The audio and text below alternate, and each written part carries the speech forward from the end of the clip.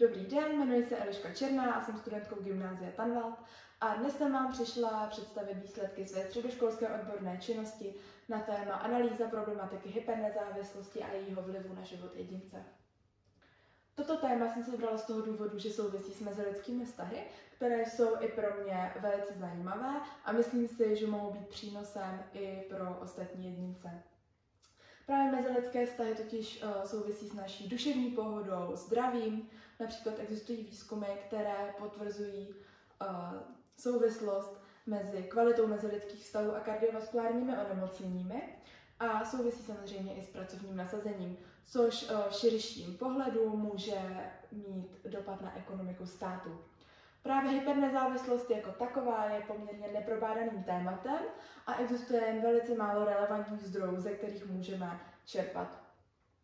Myslím si, že pokud se společnost seznámí s hypernezávislostí jako takovou, může to přispět ke kvalitě jejich mezilidských vztahů a můžou zkvalitnit svůj život jako takový. V teoretické části jsem se zabývala 4 hlavními kapitolami.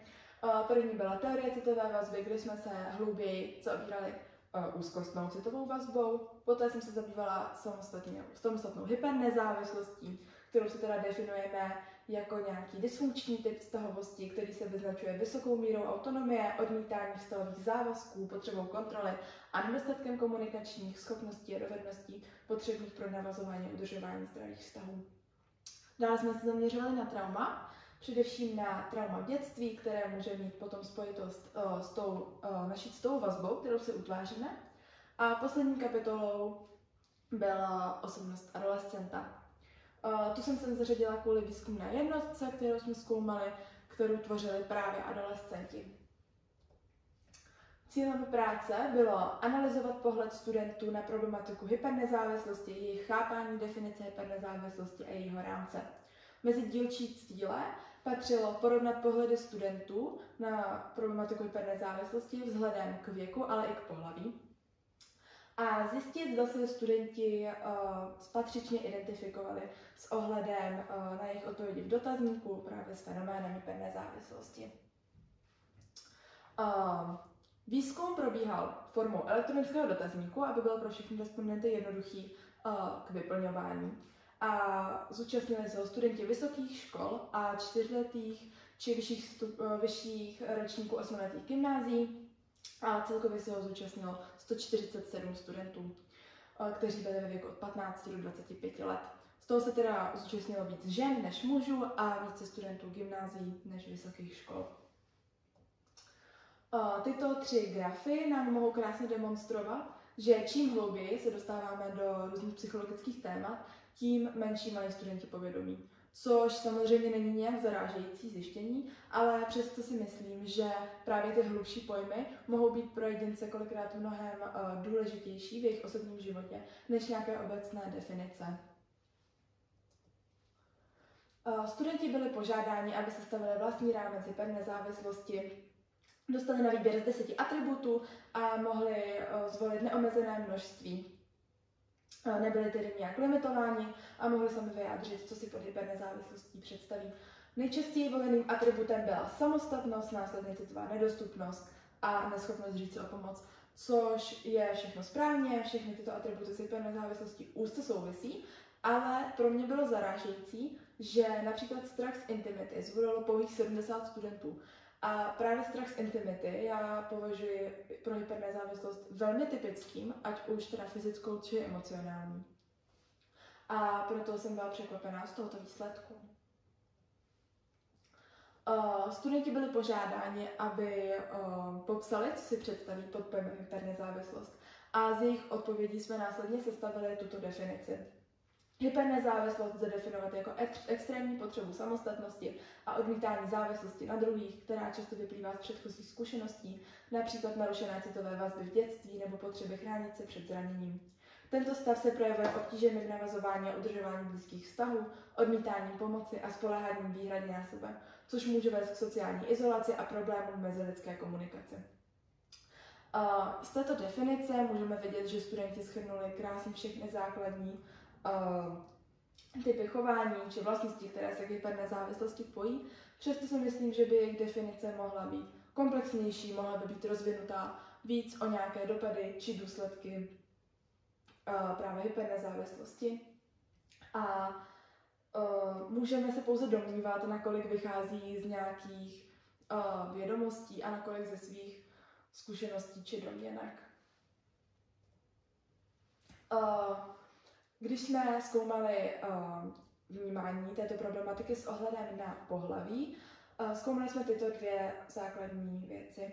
Prvně jsme se ptali studentů, čím si myslí, že se zabývá teorie citové vazby, a poté jsme se opět zaměřovali na jejich vlastní definici hypernezávislosti. Mezi odpovědi mužů a žen jsme našli velké rozdíly, což tedy může ukazovat, že nějaké kulturní vlivy mají samozřejmě dopad na to, jakým způsobem my tyto konstrukty chápeme a vnímáme. Muži se častěji zaměřovali na samostatnost, na sílu jedince, ženy častěji zohledňovaly nějakou emocionální stránku věci a často se zaměřovaly na dětství. Když jsme tady se hlouběji podívali na definici mužů, často zmiňovali nějakou vysokou míru samostatnosti a nezávislosti, schopnost fungovat bez pomoci ostatních, odtažitost. Poměrně často se zmiňovali o nějaké izolaci, že se člověk sám dobrovolně uzavře do izolace, zdání se sociálních vazeb a zohledňovali nějaká emocionální zranění, tedy často ve spojitosti s nějakou nedůvěrou. Jejich odpovědi byly poměrně stručné, nešly tolik do hloubky a nezohledňovaly tolik negativní jev hypernezávislosti. Naopak ženy často zmiňovaly teda tu emoční stránku věci, často se objevoval motiv dětství a dítěte a výchovy, což asi není vzhledem k tomu pohlaví tak překvapivé, a velmi často zohledňovali nějaké trauma. To, že právě hypernezávislost vzniká jako obranný mechanismus.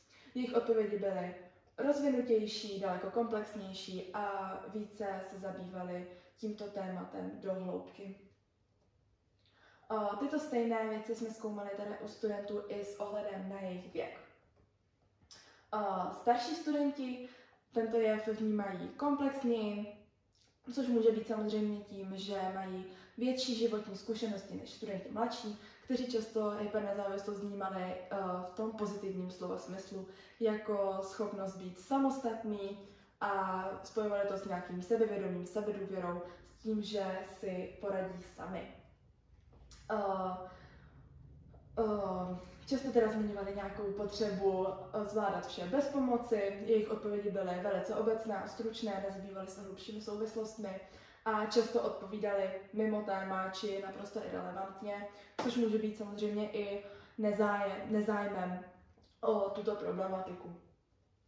Naopak odpovědi starších studentů byly komplexnější, často zmiňovali romantické vztahy, což může být samozřejmě tím, že už mají nějaké životní zkušenosti a více reflektovali minulost, právě že souvisí s tímto typem vztahovosti.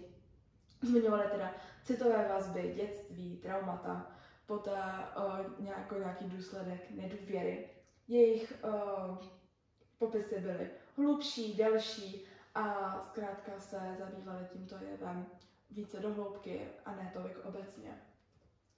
Jako poslední jsme teda zkoušeli identifikovat to, zda se studenti zařadili správně k tomuto fenoménu vzhledem k odpovědi dotazníků, které nám poskytly. Když jsme studentům předložili nějakou definici hypernezávislosti, tak pouze 24% studentů uvedlo, že se s ní stotožňují. Když jsme se ale podívali na jejich předchozí odpovědi v dotazníku, tak jsme zjistili, že správně se zařadilo pouhých 48% studentů. Zbylých 38% studentů se zařadilo nesprávně a 14% jsme nedokázali dát ani na správnou či nesprávnou stranu, jelikož jejich odpovědi v dotazníku vyšly naprosto stejně, tudíž nedokážeme určit, kam tedy spadají. Tento graf nám může ukazovat, že i přesto, že studenti zvládli sestavit definici, zvládli zařadit nějaké vlastnosti do jejího rámce, přesto nedokážou plně reflektovat své vlastní projevy hypernezávislosti a nejsou úplně schopní opravdu říct, kam patří. Proto si myslím, že se blíže seznámí s tímto tématem může výrazně pomoct k tomu, aby navazovali lepší vztahy, aby dokázali lépe se poznat, aby lépe dokázali poznat sebe sama a poté pracovat s tím, co o sobě vědí. A to je ode mě vše. Já vám děkuji za pozornost.